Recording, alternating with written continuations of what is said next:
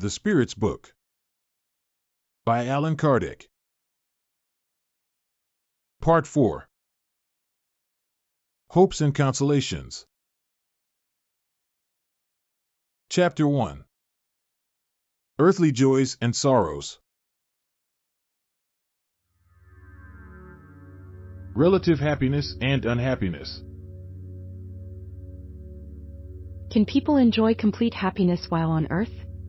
No, because life has been given to them as either a trial or an expiation. It is up to them to mitigate their misfortunes and be as happy as possible while on earth. We can understand that people will be happy on the earth when humanity as a whole is finally transformed. But meanwhile, is it possible for anyone to enjoy relative happiness? Most of the time, people are the artisans of their own unhappiness. If they would practice the law of God, they would spare themselves many misfortunes and enjoy a state of happiness that is as great as their existence on such a dense plane will allow.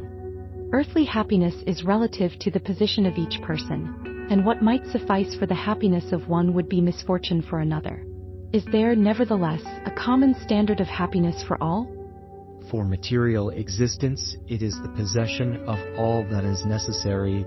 For the moral life, it is a good conscience and faith in the future. Doesn't that which would be superfluous for one become a necessity for another, and vice versa, according to their social position? Yes, according to your materialistic ideas, your prejudices, your ambition, and all your absurd notions, for which the future will demand justice when you finally comprehend the truth. Obviously, those who have had an income of 50,000, who then see it reduced to 10,000, would consider themselves most unfortunate because they cannot maintain the demands of their social status, keeping good horses and servants, gratifying all their passions, etc. They would regard themselves as lacking the necessities. But frankly, are they really of pity? While beside them are others who are dying of cold and hunger, without a place to lay their head. To be happy, the wise look down, never up. When they do lift their gaze, it is to raise their own soul toward the infinite. There are misfortunes which do not depend on the way we act and which afflict the most righteous people. Isn't there a way to keep ourselves from such misfortunes? If you want to progress, you must resign yourselves and endure misfortunes without complaining. However, you will always find consolation within your own conscience, which gives you the hope of a better future, provided you do what is needed to obtain it. Why does God bless with the goods of wealth certain individuals who do not seem to deserve them? It looks like a favor to those who do not see beyond the present, but be well aware of the fact that wealth is a trial that is usually more dangerous than poverty. Because it creates new necessities, isn't civilization the source of new afflictions? The misfortunes of this world result from the artificial needs you create for yourselves. People who know how to limit their desires, seeing without greed whatever might lie beyond their means, spare themselves many disappointments in this life.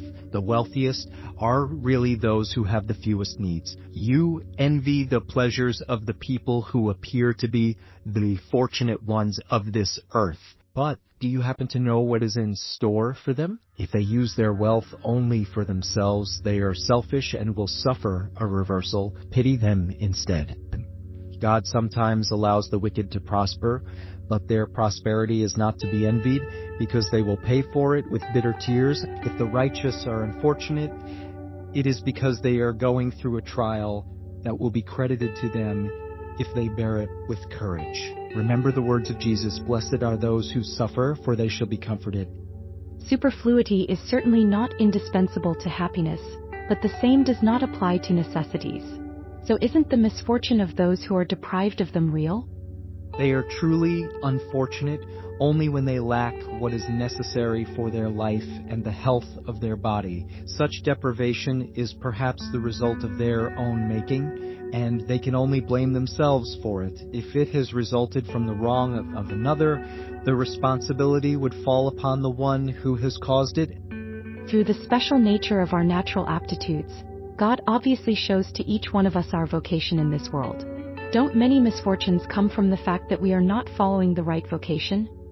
That is true. And many times, parents are the ones who, due to their pride or avarice, make their children deviate from the path outlined for them by nature, thereby compromising their happiness.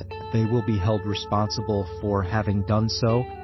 So would you consider it right if the son of a man of the upper classes became a cobbler, for instance, if that was his aptitude? You do not need to resort to absurdities and exaggerations. Civilization has its necessities. Why would the son of an upper-class man, as you say, become a cobbler if he can do other things? Individuals can always be useful according to their abilities if they are not applied to something they are not meant for. For instance, instead of a bad lawyer, they could perhaps become a skilled mechanic, etc. There are people who are destitute of all resources even when there is abundance all around them, and who do not see any other solution to their problem except death. What should they do? Should they allow themselves to die of hunger? People should never contemplate the idea of allowing themselves to die of hunger. They can always find the means to feed themselves if pride does not interpose itself between need and work. We frequently say that there are no dishonorable professions and that it is not the job per se that is dishonorable. Words we unfortunately apply more to others than to ourselves.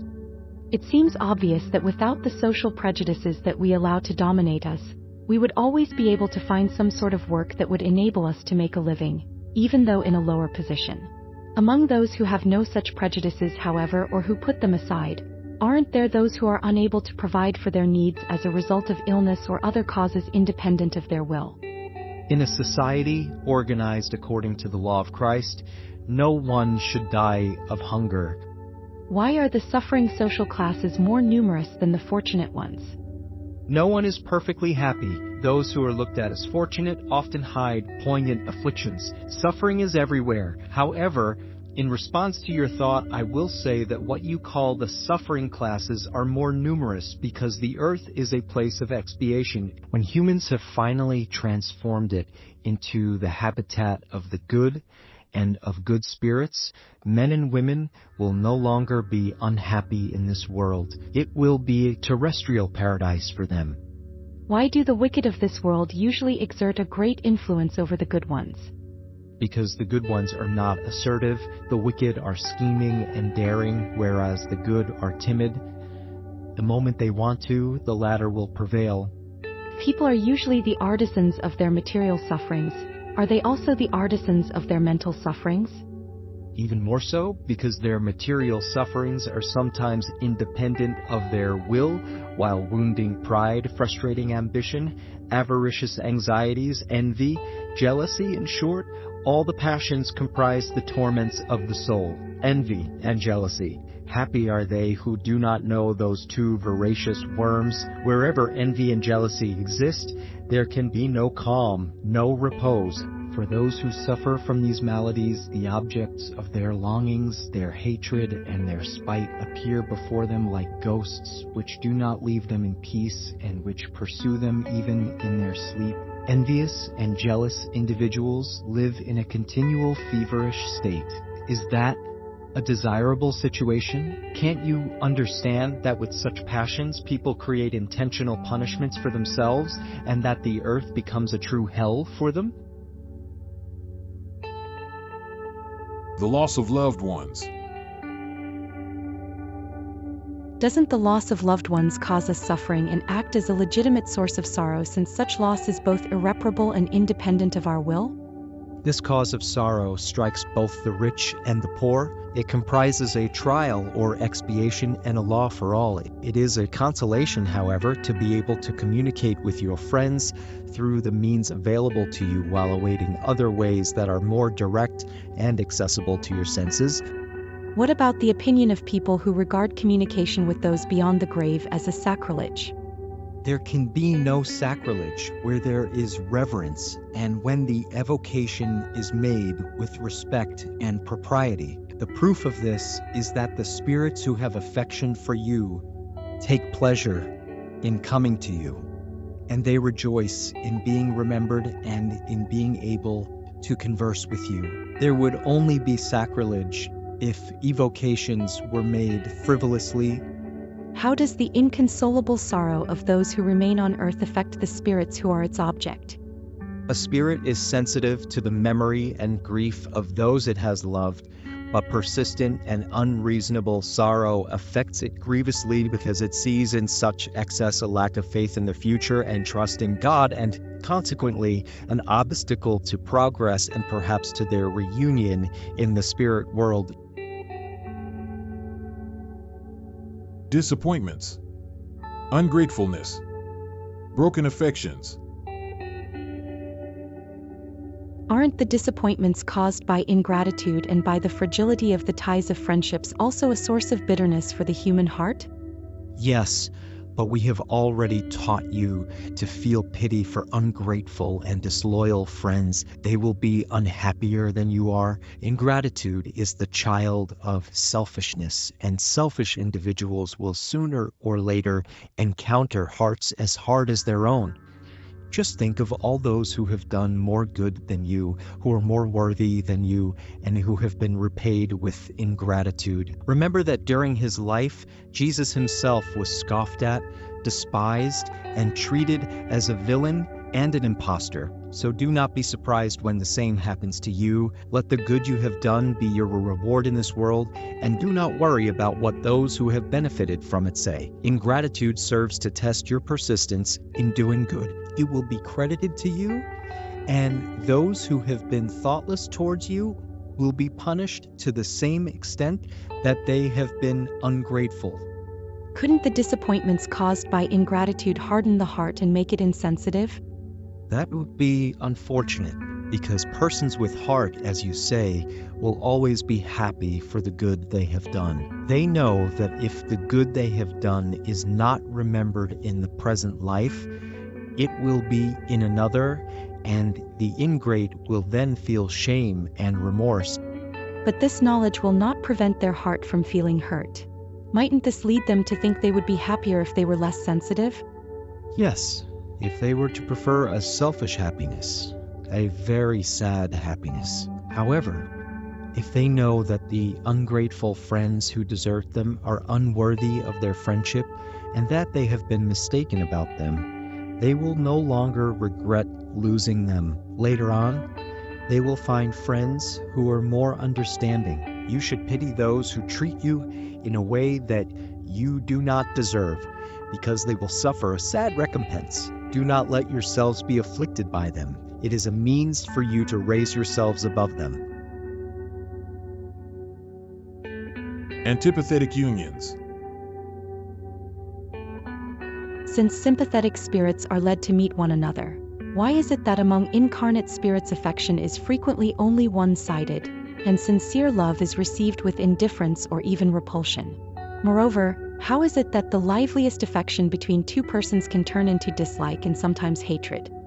Can you not understand that this is a punishment, albeit a passing one? Besides, how many are there who think they are deeply in love because they only judge according to physical appearance, but when obliged to live together, they soon realize their judgment had only been based on physical passion? It is not enough to be enamored with someone who pleases you and whom you supposed to be endowed with beautiful qualities. It is only by living together that you can appreciate each other. On the other hand, how many unions there are that at first seem to be incompatible, but which, in time, as both get to know each other better, are transformed into a tender and lasting love, because it is founded on mutual esteem. You must not forget that it is the spirit who loves and not the body, and that once the physical illusion dissipates, the spirit sees reality. There are two kinds of affection, that of the body and that of the soul, and these are often mistaken for each other. When pure and sympathetic, the affection of the soul is lasting. The affection of the body is perishable. That is why those who believed they loved each other with an eternal love often end up detesting each other when the illusion has vanished. Isn't the lack of sympathy between persons destined to live together also a source of suffering that is all the more bitter because it poisons their entire existence? very bitter indeed. However, it is usually one of those misfortunes of which you yourselves are the main cause. In the first place, simply because your laws are at fault, do you believe that God obliges you to live with those you dislike? Moreover, in such unions, you almost always seek more to satisfy your pride and ambition rather than to enjoy the happiness of mutual affection. Thus, you suffer the natural consequence of your prejudices. But in such cases, isn't there almost always an innocent victim? Yes, and for that one, it is a heavy expiation. However, the responsibility for such unhappiness will fall upon the one who has caused it. If the light of truth has reached the soul of the victim, faith in the future will provide consolation. Besides, to the degree that such prejudices are weakened, the causes of these private misfortunes will disappear. The fear of death. The worry over death is highly vexing to many people. Why such worry if they have the whole future in front of them?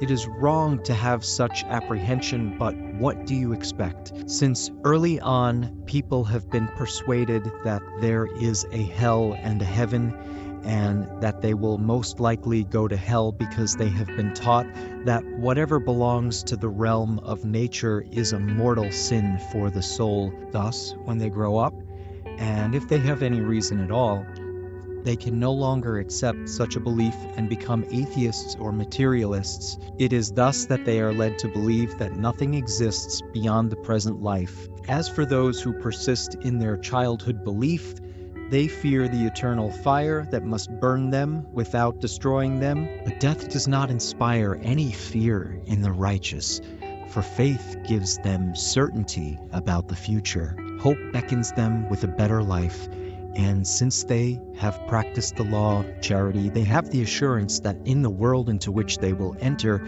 they will not find anyone into whose eyes they will dread to look. Won't some people think that these counsels about happiness are a little banal? Won't they see them as being commonplace or as platitudes? And won't they say that the secret to happiness is to know how to bear up under misfortune? There are those who say that, and they are numerous. Many of them, however, are like ill persons for whom the doctor has prescribed a particular diet. They would like to be healed without any medications and continue to hand themselves over to indigestion. Dissatisfaction with life. Suicide. Where does the dissatisfaction with life come from, which takes hold of some individuals without any plausible reason? It is the effect of idleness, lack of faith, and usually satiety for those who employ their faculties with a useful purpose, and according to their natural aptitudes, labor has nothing barren about it, and life flows by more quickly. They bear life's tribulations with patience and resignation because they look forward to the more solid and lasting happiness awaiting them. Do people have the right to take their own life? No, only God has that right. Those who intentionally commit suicide commit a transgression against this law. What is to be thought of those who commit suicide because they are dissatisfied with life? Folly. Why did they not work? Life would not have seemed so heavy to them. What about those who resort to suicide in order to escape from the troubles and disappointments of this world? Poor spirits who do not have the courage to bear the misfortunes of life. God helps those who suffer, but not those who have neither strength nor courage. The tribulations of life are meant as trials or expiations. Happy are they who bear them without complaining, for they shall be rewarded. But woe to those who in their impiety hope to find salvation in chance. Chance or luck, to borrow their own language, may, in fact, favor them for a moment, but only to make them later and more cruelly feel the emptiness of these words. Won't those who have driven an unhappy person to this act of despair suffer the consequences of their action? Unfortunate beings, they will have to answer for it, as for a murder. Can those who have become disheartened with necessity and who allow themselves to die of despair be considered as having committed suicide? It is suicide, but those who have caused it, or those who could have prevented it are guiltier than those for whom clemency awaits. However, do not think they will be entirely absolved if they lacked firmness and perseverance or failed to make the best use of their intelligence to get themselves out of their difficulties. They will be even more unfortunate if their despair was the child of pride, i.e., if they were one of those whose pride paralyzes their intelligence, who would be ashamed at having to earn their living by manual labor, and who would prefer to die of starvation rather than descend from what they call their social position. Is there not 100 times more greatness and dignity in struggling against adversity and braving the criticism of a futile and selfish society which only shows goodwill towards those who lack nothing and which turns its back on you in your time of need? To throw away one's life because of the considerations of such a society is a stupid thing, since society will not care about it in the least. Is suicide committed in order to escape the shame of a wrongful act as reprehensible as suicide committed out of despair? Suicide does not erase the wrong. On the contrary, it is a second wrong added to the first. Those who have the courage to do wrongful things should have the courage to bear the consequences. God is the one who judges. Moreover, depending on the cause, God can at times lessen its punishment. Is suicide excusable when committed in order to avoid bringing shame on one's children or family? Those who act under this belief do no good at all. However, they think they do, and God will take their intention into account, for their suicide will be a self-imposed expiation. The wrong is mitigated by their intention, but it is a wrong nonetheless. Besides, if you would get rid of your social prejudices and abuses, you would not have any more of this type of suicide. What is to be thought of those who take their own life in the hope of arriving sooner at a better life? Another folly. Let them do good, and they will be sure to reach such a state. Their suicide will only delay their entrance into a better world, and they themselves will ask to come back in order to complete the life that they cut short through a wrong-headed idea. A wrong, no matter what it may be, never opens the sanctuary of the elect to anyone. Isn't the sacrifice of one's life sometimes meritorious when it is made in order to save the lives of others or to be useful to one's neighbor? In accordance with such intention, it is sublime, and such a sacrifice of life is therefore not a suicide. However, God opposes a meaningless sacrifice and cannot look upon it with pleasure if it is tarnished by pride. A sacrifice is not meritorious unless it is selfless. Unfortunately, those who make such a sacrifice sometimes have ulterior motives, and this decreases its value in God's sight. Is it considered suicide for those who die as victims of the abuse of their own passions, which they knew would hasten their end, but which they could no longer resist because habit turned their passions into true physical needs? It is a moral suicide. Don't you see that they are doubly guilty in such a case? They lack courage and yield to brutishness. Moreover, they forget about God. Are they more or less guilty than those who shorten their life out of despair? They are guiltier because they had time to reason about their suicide. For those who commit suicide on the spur of the moment, there is sometimes a kind of delirium that approaches insanity. The former will be punished much more than the latter because punishments are always in proportion to the awareness of one's wrongdoing. When individuals see an inevitable and terrible death in front of them, is it wrong to shorten their suffering by a few moments through intentional death?